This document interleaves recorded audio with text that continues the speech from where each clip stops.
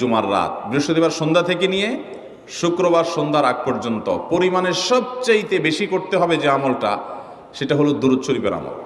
নবী করিম সাল্লাল্লাহু আলাইহি ওয়াসাল্লাম বলেছেন, আকসিরু আলাইয়া মিনাস সালাতি মিন ইয়াউমিল জুমআতি ওয়া লাইলাতিল জুমআহ, তোমরা জুমার দিন এবং জুমার রাতে আমার প্রতি বেশি বেশি দুরূদ পাঠ করবে, দুরূদ প্রেরণ করবে।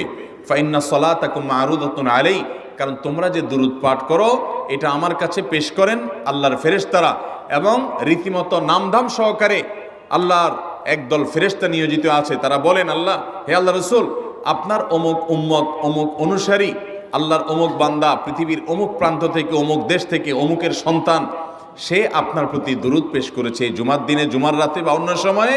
এটা নবী করিম সাল্লাল্লাহু আলাইহি সাল্লামের কাছে রিপোর্ট দেওয়া হয় আল্লাহর নিযুক্ত ফেরেশতাদের মাধ্যমে। এই জন্য শুক্রবার দিন এবং রাত, অর্থাৎ বৃহস্পতিবার সন্ধ্যা থেকে নিয়ে শুক্রবার সন্ধ্যা পর্যন্ত